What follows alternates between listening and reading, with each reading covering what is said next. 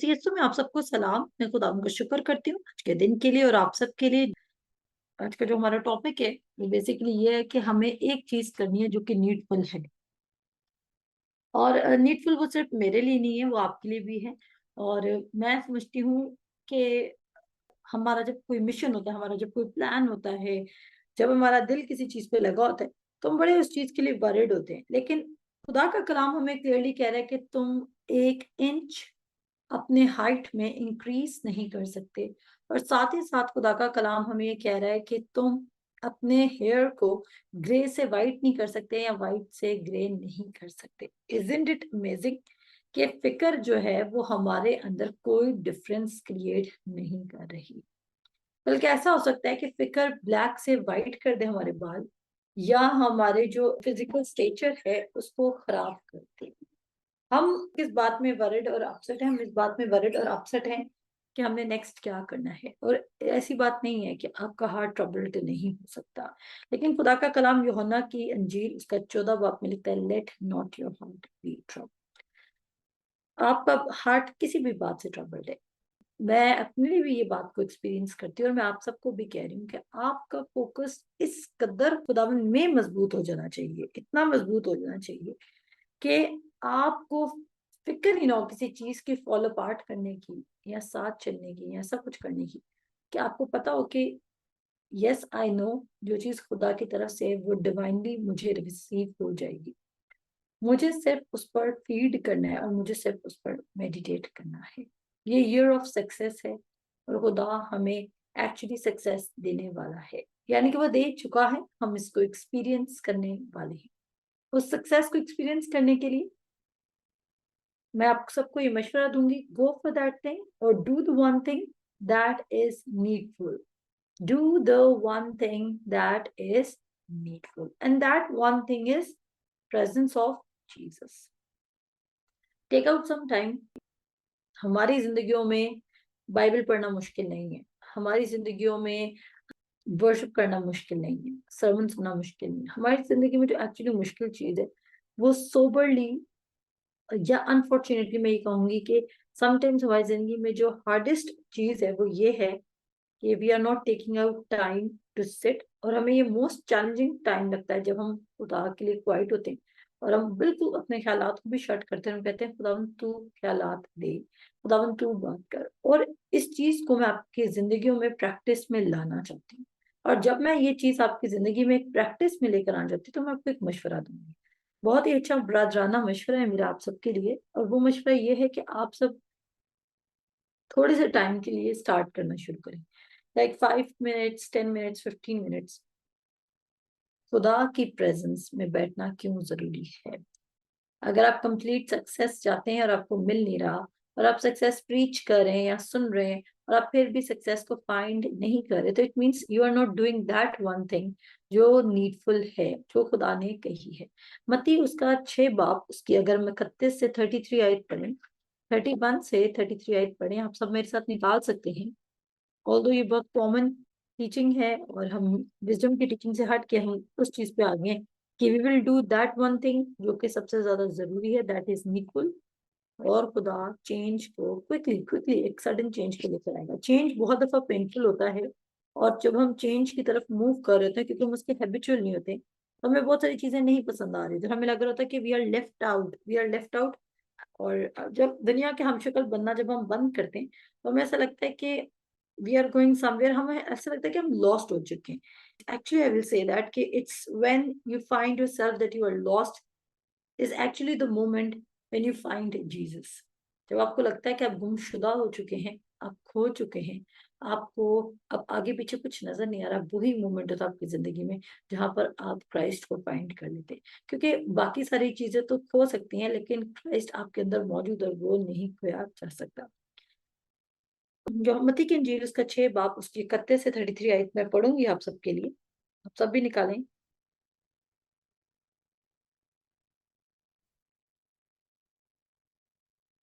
इसलिए फिक्रमंद होकर ये ना कहो कि हम क्या खाएंगे या क्या पिएंगे या क्या पहनेंगे, क्योंकि इन सब चीजों की तलाश में गैर कौमें रहती हैं।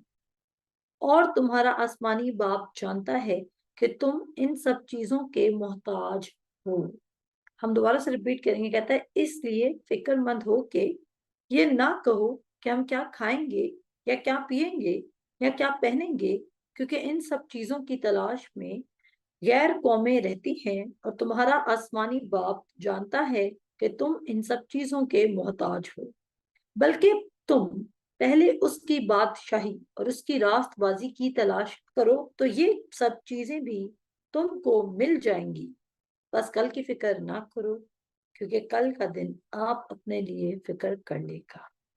अब यहाँ पर हम देख रहे हैं कि वो कह रहा है कि रास्तबाजी की तलाश करो तो ये सब चीजें भी तुमको मिल जाएंगी। वह कहते हैं तुम्हारा आसमानी बाप जानता है कि तुम इन सब चीजों के मोहताज हो। अब जिंदगी पे अपनी फोकस करें, और अगर हम देखें कि जो वरी है वो खुदा की नजर में एक सिन के बराबर आ रही होती है। हम समझते हैं कि खुदावन यीशु मसीह पर मेडिटेट करना, कलाम सुनना, बाइबल पढ़ना is not a practical thing. हम क्या समझते हैं? खुदावन यीशु मसीह पर ध्यान देना, तवज्जो देना, खुदा के कलाम पर मेडिटेट करना is not a practical thing. और जब हम उसको प्रैक्टिकल थिंग नहीं समझते हैं तो हम क्या करते हैं? हम प्रैक्टिकल चीजों की तरफ भाग रहे होते हैं। और हमारे लिए प्रैक्टिकल चीज क्या है? स्ट्रगल, हार्ड वर्क, मुशक्कतें, गम बर्दाश्त करना। लेकिन आप मुसलसल परेशान रह गए अपने करंट सिचुएशन को या क्राइसिस को लेके, आप 1% भी कुछ इम्प्रूव नहीं कर सकते।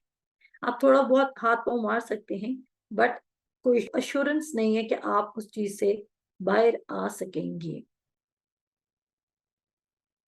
आपको क्या करना होगा? मैं आपको एक बेस्ट सोल्यूशन दे रही हूँ और मैं आपको बताना चाहती हूँ इस सोल्यूशन को बेस्ट सोल्यूशन कंसिडर करना भी आसान बात नहीं है।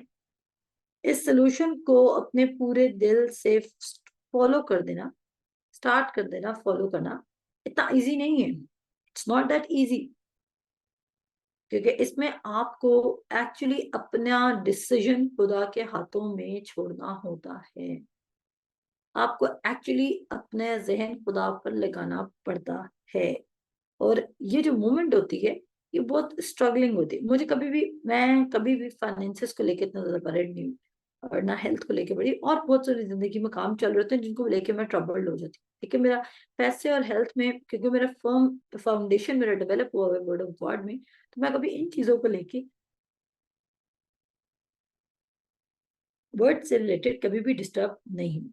अब अगर आप खुदा का कलाम मेरे साथ खोलें, बल्कि इसी में बढ़े, मत्ती उसके 6 बाब की 25 आयत में लिखता है वो,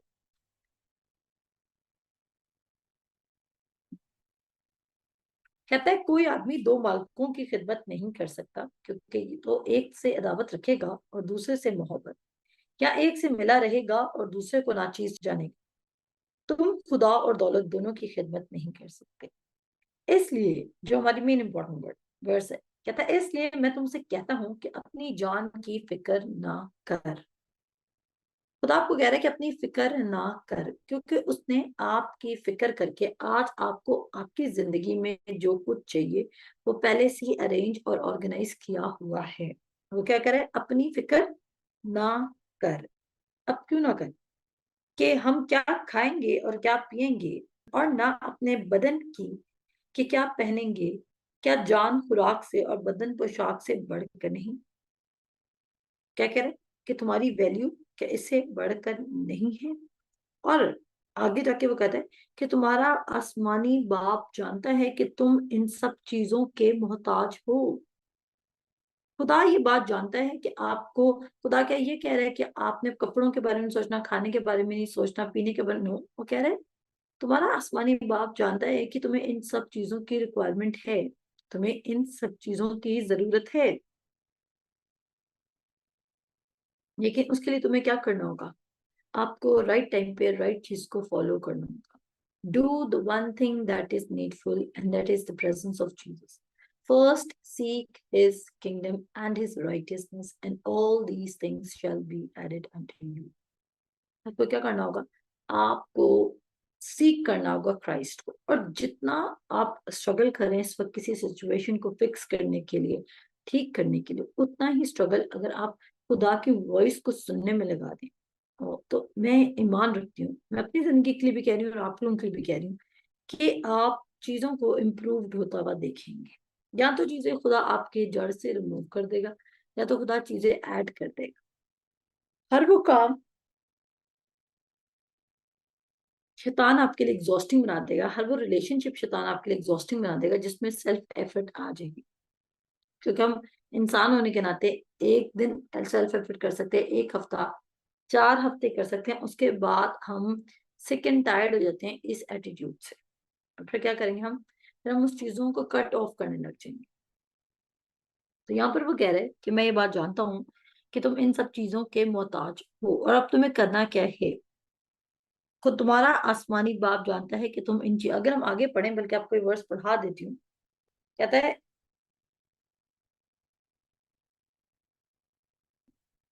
हवा के परिंदों को देखो कि ना बोते हैं ना काटते हैं, ना कोठियों में जमा करते हैं, तो भी तुम्हारे आसमानी बाप उनको खिलाता है।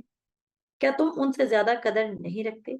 तुम में ऐसा कौन है जो फिक्र करके अपनी उम्र में एक घड़ी भी बढ़ा सके? कह रहा है, फिक्र करके तुम कोई चेंज नहीं लेकर आ सकते। फिर कहता है, पोशाक के लिए क्यों फिक्र करते हो?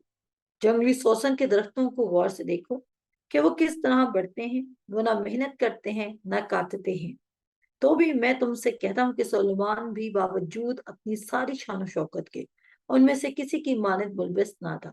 बस जब खुदा मैदान के घास को, जो आज है और कल तनूर में झोंका जाएगी, वो अपनी पोशाक पहनाता है, तो तुम कम एतकादो, तुमको क्यों ना पहनाएगा?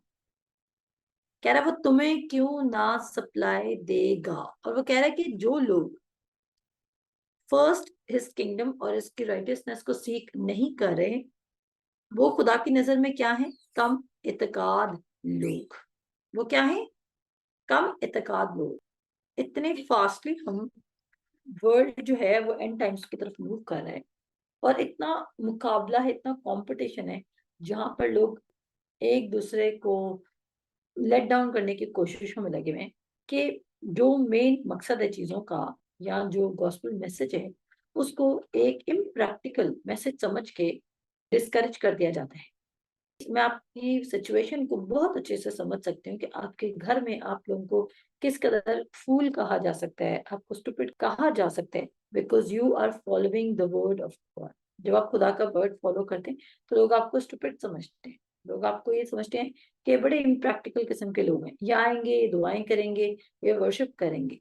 लेकिन मैं चाहती हूँ, मैं क्या चाहती हूँ, खुदा का कलाम चाहता है, जिसने आपकी खातिर सलीब पर जान दी, वो चाहता है कि लोग आपकी जिंदगी में प्रैक्टिकल खुदा के कलाम के रिजल्ट्स देखें। और प्रैक्टिकल जब वो मिरेकल्स या मैनिफेस्टेशंस आपकी जिंदगी में देखेंगे, तो वो साथ ही क्या करेंगे? वो खुदा को ऑनर करने लग जाएंगे। आज में भी कोई बाइबल ना खोले, लेकिन आपकी जिंदगी को देखकर वो खुदावंद यीशु मसीह से वाकिफ हो जाए। उसके पास और कुछ भी ना हो, लेकिन शायद उसके पास आपकी प्रेजेंस हो, और आपकी प्रेजेंस उसको ये क्लियर करे कि खुदा ने बेस्ट रखा हुआ है। आपकी प्रेजेंस उसको क्लियर करे कि खुदा साइंस, वंडर्स और मिरेकल्स अभी भी करता है। आपकी प्रेजेंस उसको ये क्लियर करे कि बाइबल आउटडेटेड नहीं है, बल्कि it is still present, it was and it is and it will work. ये काम करती रहेगी, क्योंकि वर्ड एक टू एज स्वॉर्ड की मानद है। अब वो कहता है कि खुदा की बादशाही और उसकी रास्तबाजी की तलाश करो। पहला तो सवाल ये आता है कि खुदा की रास्तबाजी कौन है? वो कौन हो गया? खुदावंद यीशु मसीह। और खुदा की बादशाही क्या है? वो भी खुदावंद यीशु मसीह ही है। आप मेरे साथ निकालें मुकाशवा की किताब, उसको 19 बाब, उसकी 16 आयत। मुकाशवा की किताब, उसका 19 19 की 16, जल्दी से निकालें।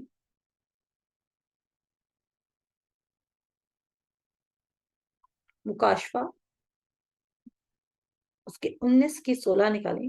और यहाँ पर लिखा है 19 की 16 में, और उसकी पोशाक और उन पर यह नाम लिखा हुआ है, बादशाहों का बादशाह और खुदाबंदों का खुदावन, किसकी पोशाक पर? एक्चुअली वो किसकी बात कर रहा है? जीसस क्राइस्ट की, बादशाहों का बादशाह, किंगडम ऑफ गॉड किसका है? जीसस क्राइस्ट का। अगर किसी को एविडेंस चाहिए तो मैंने इसलिए दिखाया। इवन खुदा की बादशाह भी खुदाबंदों का खुदावंद। खुदावंद हम यीशु मसीह के लिए टर्म यूज करते हैं, खुदा के लिए खुदावंद टर्म यूज नहीं करते। खुदावंद हम किसके लिए टर्म यूज करते हैं? खुदावंद यीशु मसीह के लिए।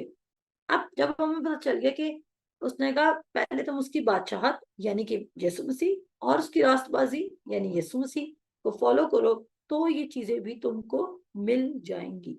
तो हम क्या करें? हम वो यीशु मसीह को छोड़ के हम बाकी सब चीजों को फॉलो कर रहे हैं। कंसिडरिंग क्या हम मोर प्रैक्टिकल हैं, हम बाकी सब चीजों को क्या करें? हम इग्नोर करें। अब जब आप खुदावंत को अपनी जिंदगी में सबसे पहला दर्जा देते हैं, आप उसको अपनी प्रायोरिटी बनाते हैं, आप मटेरियल, तो क्या होगा? आपको क्या मिलने लग जाएगा? आपको मटेरियल प्रोविजन मिलने लग जाएगा। आप ये बात नहीं कि खुदा नहीं चाहता कि आप ये बारे में ना सोचे, आप खाएंगे क्या, पिएंगे क्या, पहनेंगे क्या, जाना किधर है, लेकिन खुदा की खुशनुदी इन चीजों में नहीं है। खुदा की खुशनुदी आपको प्रमोट करने में, आपको इंक्रीज करने में, आपको अच्छी चीजें देने में है। और अगर आपको एक प्रॉमिस चाहिए खुदा के कलाम में से, तो वो ये है कि खुदा का कलाम कहता है, ज़बूर 68 है, उसमें लिखा है कि खुदा डेली तुम्हारी जिंदगी में बेनिफिट्स को ऐड करता है। It's not just one day. मेरे साथ बल्कि निकाल ही लिए, पढ़ ही लेते हैं वर्स। ज़बूर 68, ज़बूर 68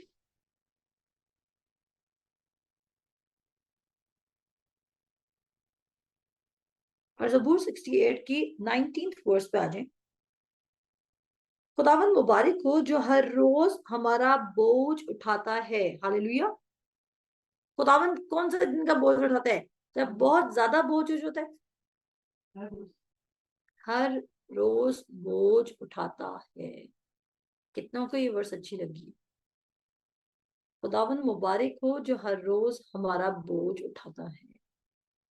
हम समझते हैं वो सिर्फ एक दिन उठाता है, ईस्टर क्रिसमस पे, क्योंकि ईस्टर क्रिसमस में हमारे चर्चेस भी हमें राशन दे देते हैं। लेकिन वो कह रहे हैं कि वो हर रोज हमारा बोझ उठाता है। हर रोज हमारा बोझ उठाता है, एक दिन नहीं उठाएगा। आज जो आपको फिक्र से जो बात आपको सिंक कर रही है, वो बात भी आप उसके हाथ में दे। वो कहते हैं वो हर रोज तुम्हारा बोझ उठाता है, वो ही हमारी निजात देने वाला है। अगर हम इसको इंग्लिश में पढ़ें तो इंग्लिश में कुछ इस तरह है,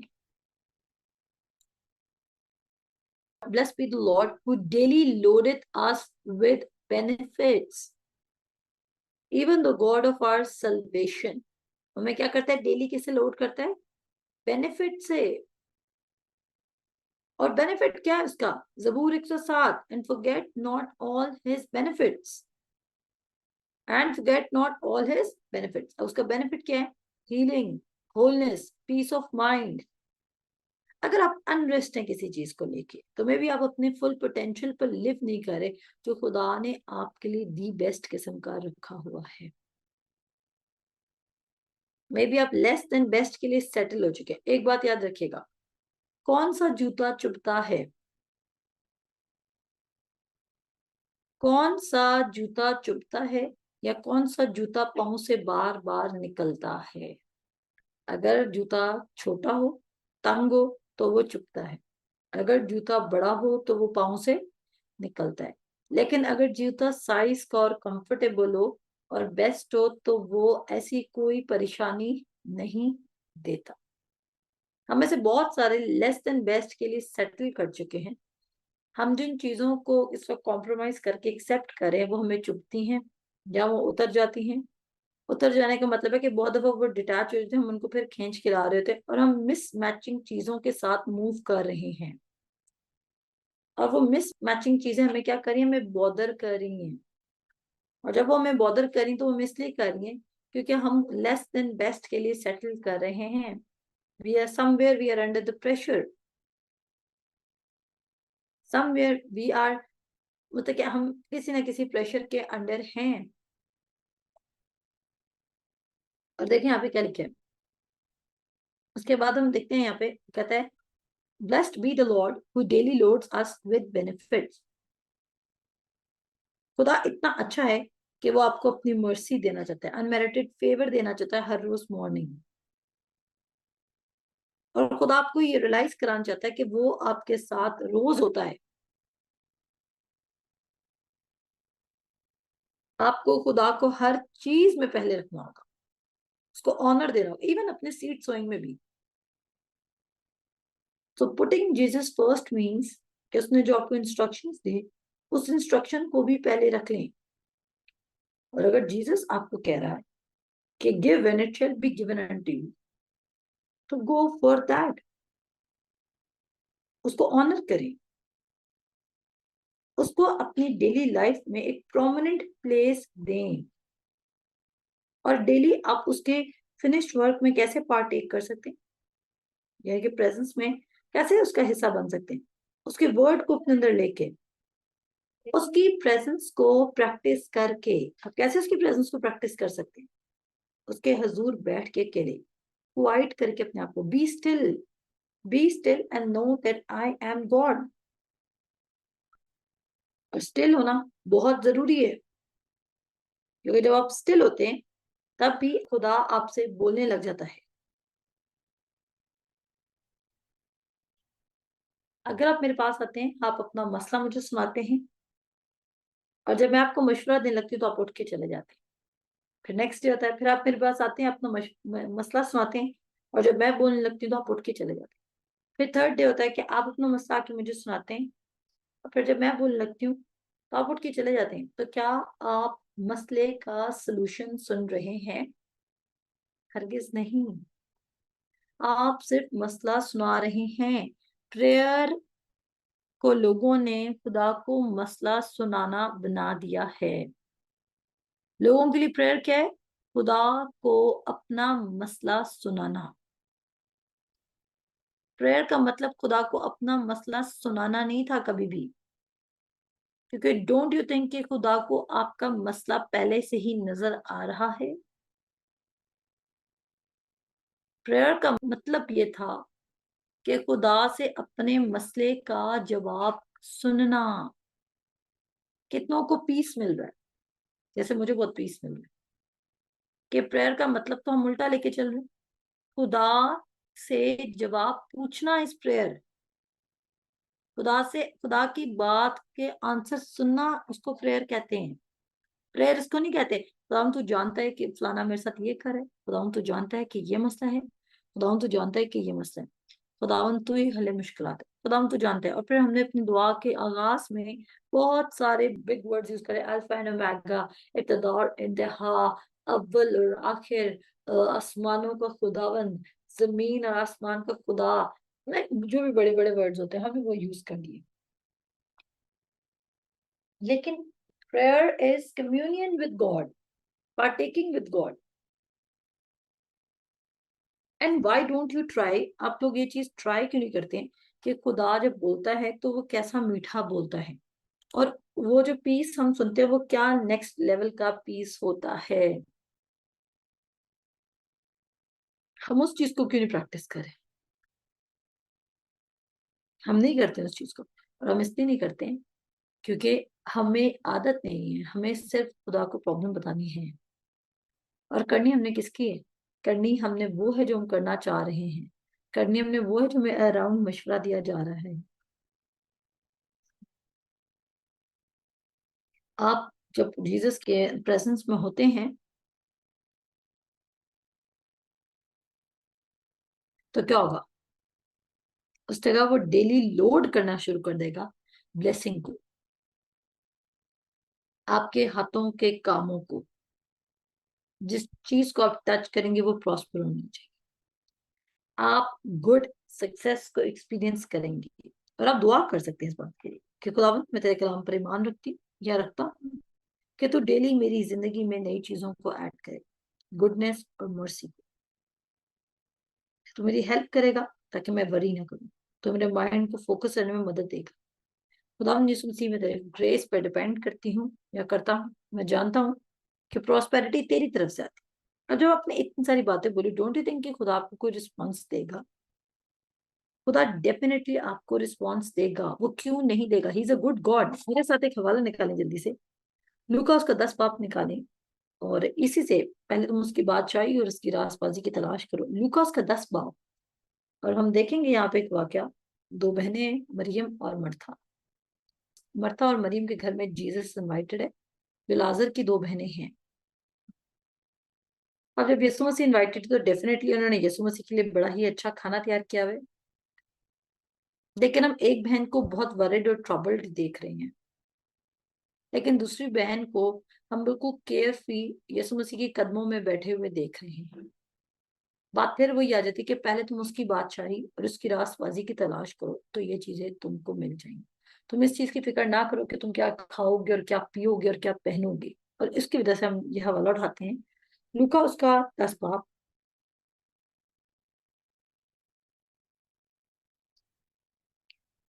और यहाँ पर लिखा है,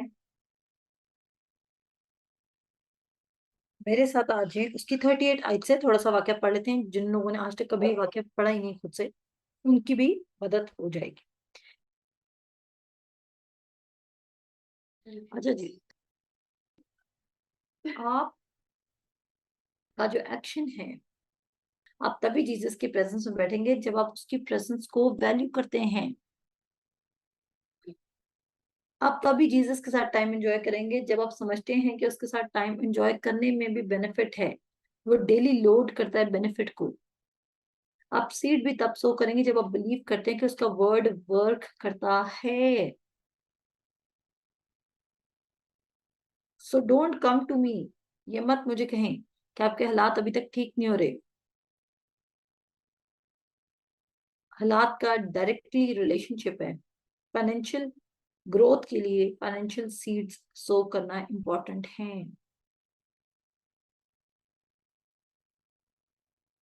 हम वाक्य पे चलते हैं। आज यहाँ पे लिखा है, लूका उसके 10 बाब की 41 से 38 से पढ़ते हैं। कहते हैं, फिर जब जा रहे थे तो वो एक गांव में दाखिल हुआ, और मर्था नाम एक औरत ने उसे अपने घर में उतारा, और मरियम नाम उसकी एक बहन थी। वो यीशु के पांव के पास बैठकर उसका कलाम सुन रही थी। लेकिन मर्ता खिदमत करते करते घबरा गई, बस उसके पास आकर कहने लगी, ए खुदावन, क्या तुझे ख्याल नहीं कि मेरी बहन ने खिदमत करने को मुझे अकेला छोड़ दिया है? बस फरमा उसे फरमा कि मेरी मदद करे। हम यहाँ तक रुकेंगे, बजाय कि हम यीशु की स्टेटमेंट पे जंप करें। दो बहनें, एक खिदमत कर रही है और एक सिर्फ प्रेजेंस को एंजॉय कर रही है। आम जमाने में, आम हालात में, हमें कौन पसंद आएगा? जो खिदमत कर रहे हैं या प्रेजेंस एंजॉय कर रहे हैं? जो खिदमत कर रहे हैं, ऐसे ही। लेकिन आप मुझे बताएं, आप अपने बच्चों की प्रेजेंस एंजॉय करते हैं या अपने घर की मेड की प्रेजेंस? अगर आपकी मेड आपकी खिदमत कर रही होती है, मेड आपकी खिदमत कर रही है, लेकिन कितने हैं जो सारा दिन मेड के साथ ही बैठे रहते हैं कि ये बहुत अच्छी है, ये सबसे अच्छी है, क्योंकि हमारी खिदमत करती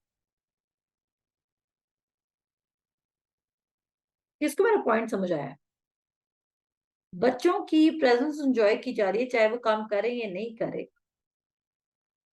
लेकिन जो मेड है, अगर वो काम कर, जो हेल्पर है आपके घर में, कोई भी हो सकता है आपके घर में हेल्पर, अगर वो काम कर रहा है, तो आप उसकी प्रेजेंस एंजॉय नहीं करते, आप काम टू काम, बिजनेस टू बिजनेस उसके साथ रखते हैं।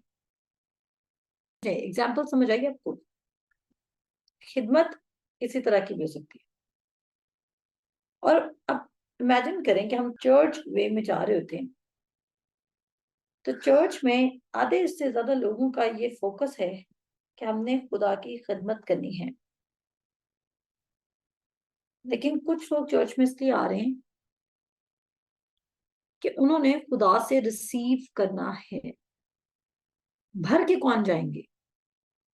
मजदूर अपनी मजदूरी का हकदार है, जिसने खिदमत की वो अपने शायद खिदमत का अजर पाले। लेकिन जिसने प्रेजेंस एंजॉय की, वो ज्यादा बेनिफिट्स को एंजॉय कर जाएगा। अब यहाँ पर यीशु मसीह की स्टेटमेंट है 41 आयत में, कहता है खुदाबंद ने जवाब में उससे कहा, मरथा मरथा, तो बहुत सी चीजों की फिक्र और तरद्दुद में है। उसने क्या बोला? तो बहुत सी चीजों की फिक्र और तरद्दुद में है, लेकिन एक चीज जरूर है। अगर हम इसको इंग्लिश में पढ़ेंगे भी, कहता है लेकिन एक चीज जरूर है, और मरियम ने वो अच्छा हिस्सा चुन लिया है जो उससे छीना ना जाएगा। अगर हम इसको इंग्लिश में पढ़ें 42 को, तो कहता है but one thing is needful. Underline कर लें अपनी बाइबल्स में, but one thing is needful. यीशु मसीह ने कहा अभी इस वक्त सिर्फ एक चीज जरूरी थी और है और आगे भी होगी। मैथ्यू 6:33 में वो यही बात करे कि पहले तुम उसकी बात। अगर यीशु कह रहा है कि पहले मुझे रख लो, तो हम पहले क्यों नहीं रख रहे? अगर यीशु कह रहा है पहले तुम मेरी बात है, यीशु मसीह हमें फॉर्मूला दे रहे हैं खुदा उनके फजल से, हम उनकी बात सुन रहे हैं। The Lord answered, Martha, Martha, you are worried and distracted by many things. Sometimes good work is also a distraction. आमीन। कह रहा है you are distracted by many things. देखिए पढ़ सकते हैं सीईबी ट्रांसलेशन में। The Lord answered, Martha, Martha, you're worried and distracted by many things, but one thing is necessary. What is that one thing? Mary has chosen the better part. It won't be taken away from her. उसने अच्छा सच लिया और उससे वो नहीं लिया जाएगा। मेरी फीड ले रही है, मार्था फीड दे रही है, लेकिन खुदा को खिदमत पसंद आ रही है या प्रेजेंस की वैल्यू? जो जो खुदा की प्रेजेंस को वैल्यू दे रहा है वो पसंद आ रहा है। जो खुदा की बातों को वैल्यू दे रहा है, खुदा को वो बंदा पसंद आ रहा है, या खुदा को वो बंदा पसंद आ रहा है जो खुदा के सामने बेस्ट प्रेजेंटेबल होने के लिए बड़ी तरद्दुत कर रहा है? Isn't it very simple? क्या खुदा का कलाम, क्या गॉस्पेल इतनी सिंपल नहीं है?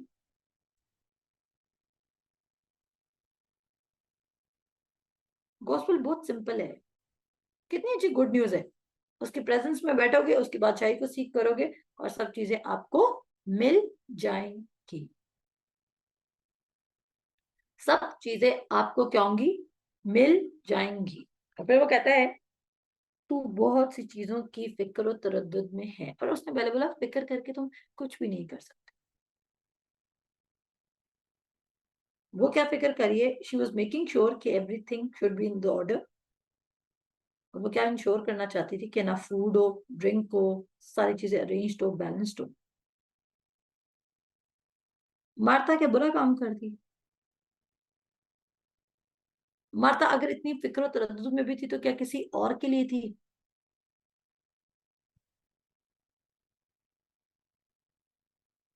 मार्था अगर फिक्र और तरद्दुद में भी थी तो वो यीशु मसीह के लिए ही थी। अगर यीशु मसीह अपने लिए फिक्र और तरद्दुद आपकी पसंद नहीं करता, तो क्या वो आपको किसी और के लिए फिक्र और तरद्दुद में देख के अपसेट नहीं होगा? आमीन। मैं रिपीट करूंगी अपनी स्टेटमेंट।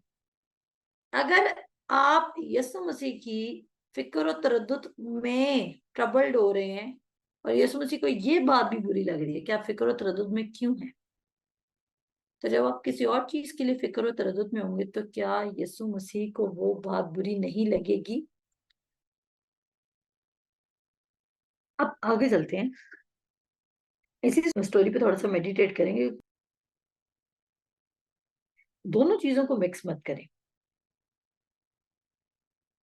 दोनों चीजों को मिक्स मत करें।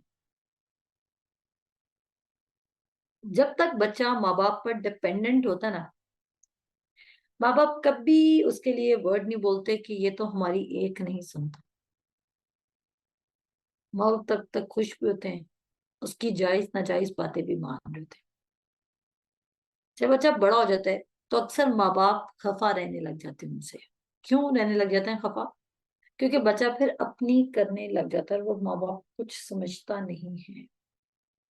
जब आप अपने दुनियावी माँ बाप को बायोलॉजिकल पेरेंट्स के सामने, जब उनको कुछ समझ नहीं रहते, जब उनसे कुछ पूछ कर गीच नहीं करते, मतलब कि उनसे पूछ कर चल नहीं रहे होते, तो वो कितना कहते हैं कि ये तो हमें कुछ समझता ही नहीं।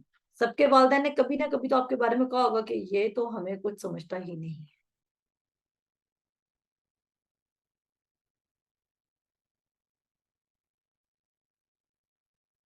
अगर आपके वालिदैन आपको ये स्टेटमेंट देते हैं कि ये तो, कभी भी किसी पेरेंट्स ने आपको स्टेटमेंट दिया कि ये तो मुझे कुछ नहीं समझता, तो सोचें जब आप खुदा को ऑफेंड कर रहे हैं और आप खुदा की बात नहीं सुन रहे, तो खुदा आपके बारे में क्या कहता होगा? क्या आप खुदा को कुछ समझते होंगे?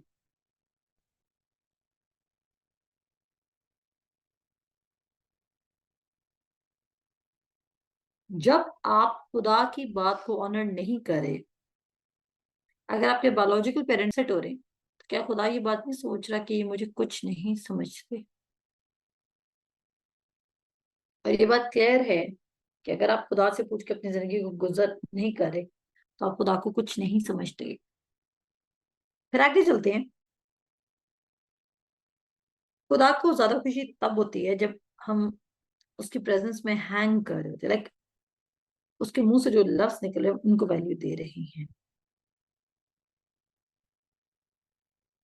अगर आप फोकस्ड हैं खुदा को सर्व करने में, और आप समझते हैं कि मैं जितना खुदा को सर्व करूंगा उतना मैं खुदा से रिसीव करूंगा, तो आप वहीं पे अनमेरिटेड फेवर का जो टॉपिक है उससे बाहर निकल चुके हैं। और जो अनमेरिटेड फेवर को सुन लीजिएगा, मैं बहुत इंपॉर्टेंट बात कहनी थी, जो अनमेरिटेड फेवर को रिफ्यूज करता है वो एक्चुअली खुदावंद यस्सु मसीह को रिफ्यूज कर रहा है। क्योंकि वो कह रहा है कि मुझे अनमेरिटेड फेवर चाहिए नहीं, तो जब आपको अनमेरिटेड फेवर नहीं चाहिए, तो यीशु मसीह ने तो सारा काम कर दिया। इसका मतलब आप कह रहे हो कि भाई जिसने सारा काम कर दिया मुझे वो नहीं चाहिए, मैंने खुद करना है। और मार्था के करी, मार्था स्ट्रेस कर रही है, और मार्था के स्ट्रेस ने उसको फ्रस्ट्रेट कर दिया और उसने वो कह दिया जो शायद उसको नहीं कहना चाहिए था। जिस गेस्ट को वो सबसे ज्यादा वैल्यू दे थी, वो उसी गेस्ट के सामने क्या करिए, मिसबिहेव करने लगी। अब वो क्या करिए, मैं अकेली लगी रहूं, इसको भी तो बोलो मेरे साथ आके मदद करे। जब आप खुदा को सर्व करने की मेंटेलिटी से लिव कर रहे होते ना, तो यू विल ऑलवेज आस्क, और यहाँ आप इस शिकवे में जिंदगी गुजारेंगे तो इसको भी तो मेरी मदद करनी चाहिए ना।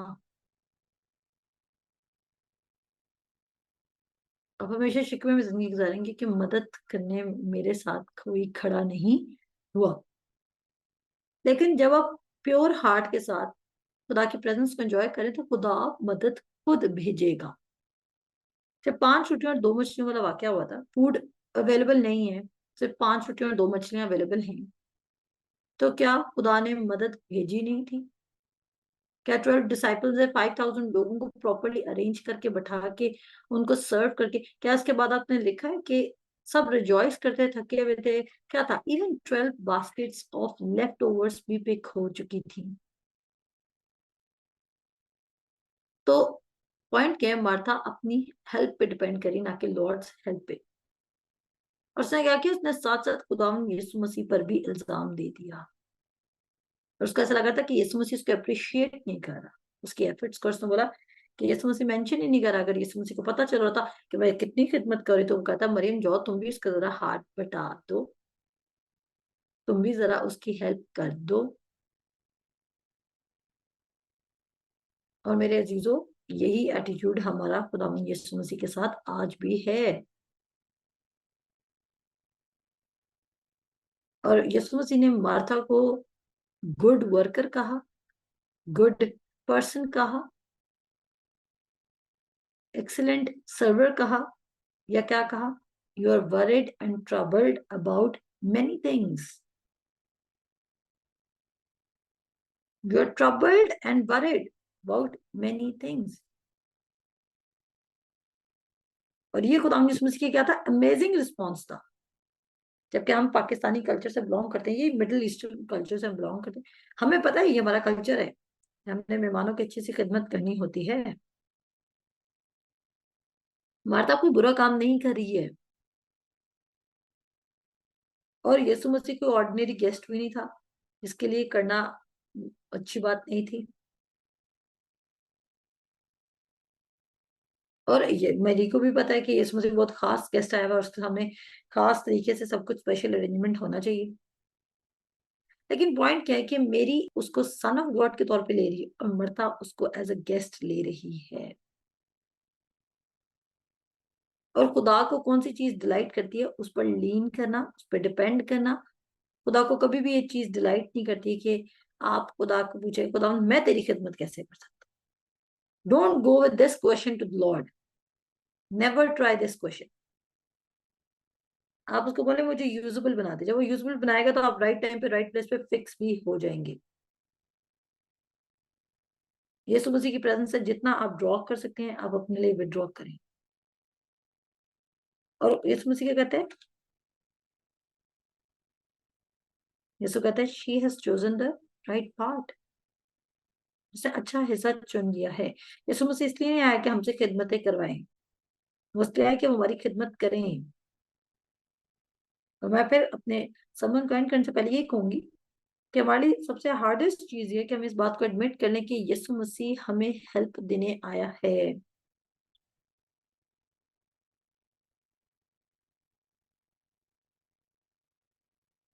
और हमें एक्चुअली सीज, जैसे कहते हैं सीज टू एग्जिस्ट, आपको सच में इस चीज को बंद करना होगा अपनी जिंदगी में, अपने ख्यालात में, अपनी इमेजिनेशन में, कि आप कुछ एफर्ट्स करेंगे, सिर्फ आप उसकी प्रेजेंस को एंजॉय करेंगे। और आप मार्था जैसे शख्स बनना बंद करेंगे, worried troubled about many things.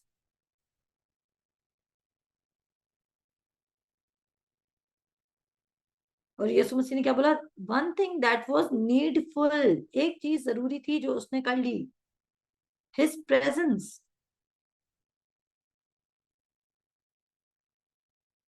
और क्या इसके क्या कंक्लूजन निकलता है, ये कंक्लूजन निकलता है कि वन थिंग जो नीडफुल थी वो यही थी कि जीसस की प्रेजेंस में उसके फीट के अंदर उसे रिसीव करना जरूरी था।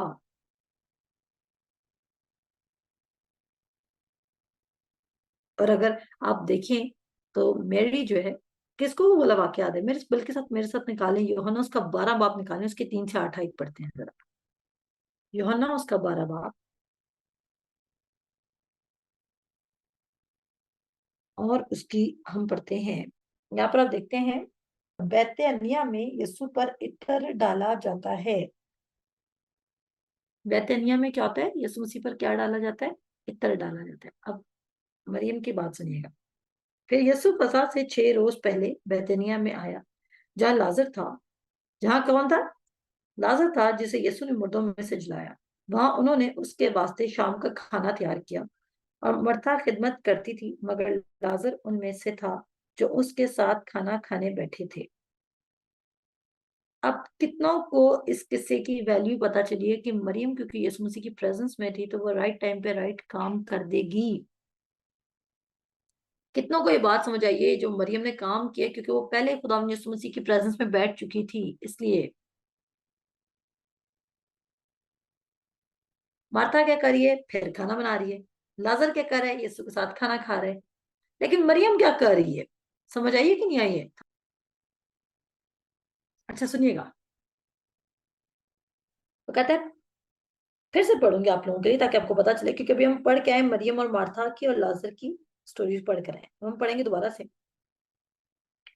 फिर यीशु फसह से 6 रोज पहले बैतनिय्याह में आया, जहां लाजर था जिसे यीशु ने मुर्दों में से जिलाया था। वहां उन्होंने उसके वास्ते शाम का खाना तैयार किया। मर्ता खिदमत करती थी, वो नहीं बाज आ रही भाई, मगर लाजर उनमें से था जो उसके साथ खाना खाने बैठे थे। फिर मरियम ने जटामासी का आध सेर खालिस और बेश कीमत इत्र लेकर यीशु के पांव पर डाला। और अपने बालों से उसके पांव पहुंचे और घर इत्र की खुशबू से महक गया।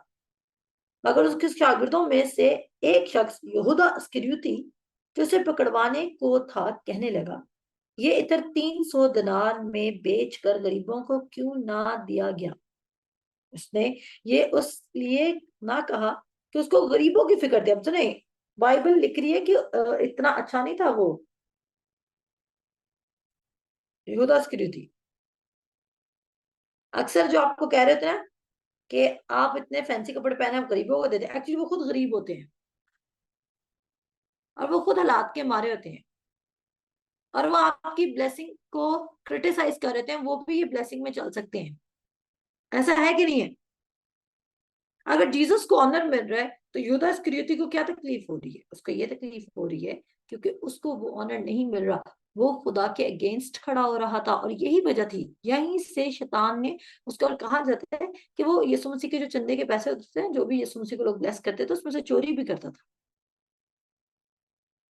ऐसी उसका हार्ट नहीं था, एकदम से उसका हार्ट सख्त नहीं हो गया। 12 में से यूदा इस्करियोती की जगह कोई और भी हो सकता था, लेकिन एनिमी के लिए दिल को किसने ओपन किया? यूदा इस्करियोती ने। और आगे सुनिएगा, कहता है ये इतर 300 दिनार में बेचकर गरीबों को क्यों ना दिया गया। तभी मैं कहती हूँ गरीबों को दे सकते हैं, लेकिन when it comes to honour Jesus, जब आपने ग्रेस के मैसेज को ब्लेस करने के लिए अपना सीड सो करना है, तो ये मत समझे, डोंट से कि हम कभी किसी की मदद कर भी सकते हैं। इसे हम अपने राइट ट्रैक पे रहेंगे और हम कंफ्यूज नहीं रहेंगे। फिर कहता है ये तो 300 दिनार में बेचकर गरीबों को क्यों ना दिया गया। उसने ये इसलिए कहा कि उसको गरीबों की फिक्र थी, बल्कि इसलिए कि चोर था और चूंकि उसके पास उनकी थैली रहती थी। सुनिएगा, करेक्टर सुनिएगा यहूदा इस्करियोती का। उसमें जो कुछ पड़ा वो निकाल लेता था। जो पड़ा होता था वो भी क्या करता था? निकाल लेता था। बस यीशु ने कहा कि उसे ये इत्र मेरे दफन के दिन के लिए रखने दे, क्योंकि गरीब गुरबा तो हमेशा तुम्हारे पास है, लेकिन मैं हमेशा तुम्हारे पास ना रहूंगा।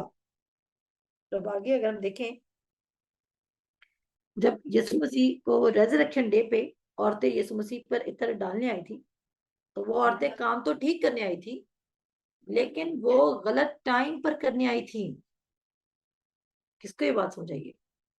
वो औरतें काम ठीक करने आई, इत्र डालने आई, लेकिन मरियम ने इत्र राइट टाइम पे डाल दिया है और उसने यीशु मसीह को उसके दफन के लिए प्रोफेसी के मुताबिक वो पूरा ठहर गई। अगर वो खुदा की बात सुन ही ना रही होती तो वो प्रोफेसी के मुताबिक चलकर काम क्यों कर देती? क्योंकि वो खिदमत से ज्यादा प्रेजेंस में इंटरेस्टेड थी। जब आप खुदा की प्रेजेंस को एंजॉय करेंगे, जब आप उसकी प्रेजेंस में रहेंगे, तो आप खिदमत के बजाय वो काम कर देंगे जो खुदा आपसे लेना चाहता है। जो खुदा आपसे क्या करना चाहता है? लेना चाहता है। तो जो दो औरतें आई इस मसीह पर इत्र फेंकने, वो लेट हो गई थी, क्योंकि मरियम ने पहले ही काम कर दिया था। जीसस के प्रेजेंस राइट टाइम पे राइट काम आपसे करवा लेगी। तो आपको इस पर फोकस करना, आपको क्राइस्ट पर फोकस करना, उसकी ब्यूटी, उसकी ग्लोरी पे, उसके लव पे, उसकी प्रेजेंस पे, उसके अनमेरिटेड फेवर पर। उसके साथ टाइम स्पेंड करें जब तक कि वो आपके हार्ट को फिक्स ना करते। तो क्या करेंगे आप उसकी प्रेजेंस को एंजॉय करेंगे या नहीं करेंगे? मरियम की एग्जाम्पल एक बहुत बड़ा एविडेंस है आपके लिए कि मरियम ने खुदा की प्रेजेंस को एंजॉय किया, तो उसने वो काम कर दिया जो खुदा उससे लेना चाहता था। लेकिन अब मार्था का नाम नहीं सुन रहे उस चीज में, और काम वही अच्छा लगता है जो 22 की किताब है। वो काम कहती है कि बा मौका बात ही अच्छी लगती है। और मैं मान रखती हूँ कि आप सब जितने कलाम को सुनने आते हैं, आप ट्रूली ये हार्ट रखते होंगे कि आप खुदा की विल को या खुदा के पर्पस को पूरा करें। जब आप ये विल रखते हैं, जब आप ये डिजायर रखते हैं, तो फिर मेरे अजीजों, आपको खुदा, मैं नहीं आपको बता सकती कि आपने क्या करना है जीसस के लिए। ऐसा ही है ना? मैं कैसे आपको बता सकती हूँ? मैं सिर्फ आपको ये बता सकती हूँ कि आपने उसकी प्रेजेंस में कैसे स्टे करना है। आपने उसके लिए कैसे करना है, क्या करना है, वो ये बातें आपके दिल में खुद डालेगा। हालेलुया। वो ये बातें आपके दिल में खुद डालेगा, और रेडी रहें उसकी आवाज को सुनने के लिए। You can make a great difference in your life. आप बहुत बड़ी तब्दीली को अपनी जिंदगी में एक्सपीरियंस कर सकते हैं अगर ट्रूली आप उसकी प्रेजेंस को एंजॉय करना, टाइम स्पेंड करना, क्वाइट होना, उसको सुनना है, को प्रैक्टिस करना चाहिए। And start with small time period. छोटे टाइम से स्टार्ट करना, ज्यादा बड़ा टाइम मैं नहीं कह रही आपको, 10 मिनट से स्टार्ट करें और फिक्स टाइम रखें। ये मैं फिक्स टाइम आपको इसलिए कह रही हूँ ताकि आपकी एक दफा आदत बन जाए। फिक्स टाइम नहीं रखेंगे ना, तो फिर आपको क्या होगा, किसी रात आपको काम में बिजी रहेंगे, अभी करता हूँ अभी करता हूँ अभी करता हूँ, और आपका लैपटॉप भी बंद नहीं होगा जब तक आप सो ना जाए। अगर फिक्स टाइम होगा कि भाई 3 से 4 महीने बैठना ही बैठना है, 3 से 4 आपके लिए बहुत ज्यादा है, तो इस तरह कर लें कि आप 3 से 4, एक बात करें, आप कोई भी टाइम रख सकते हैं, 3 से 4 आपने कलाम पढ़ा, सॉरी 3 से 3:30 आपने कलाम पढ़ा, और 3:30 के बाद आपने 10-15 मिनट उससे बात की एज अ फ्रेंड, और उसके बाद बाकी 15 मिनट आप खामोश रहे। और अपने या इस तरह कर सकते हैं कि आपने 3, 3:15 15 मिनट आपने कलाम पढ़ा, उसके बाद आपने खामोश रहे, 15 मिनट के लिए खामोश रहे। खामोश रहने के बाद आपने अपने लिए इफ्सियों पहले बाप की दुआ की, 17, 18 और 19 कि खुदा तो मेरी रूहानी आंखें खोल। 2-3 दफा वो अपने लिए डिक्लेयर किया। उसके बाद वापस बाइबल खोलें, 10 मिनट बाइबल खोलें, फिर देखें खुदा आपसे क्या बात करें। उसके बाद बाइबल बंद करें, फिर क्वाइट हो जाए, बोले खुदा मुझे, अगर आप हर रोज 1 घंटा भी उसकी प्रेजेंस में क्वाइट बैठते हैं, ठीक है, लेकिन अगर आप एक दिन 1 आवर सेलेक्ट बैठ जाते हैं, फिर आप एक हफ्ते का गैप लेते हैं, तो इसका मतलब है कि आप कुछ डेज तो उसकी प्रेजेंस में बैठे, लेकिन बाकी दिन आप उसकी प्रेजेंस में नहीं बैठे। और इससे क्या होगा, इससे आपका नुकसान हो जाएगा।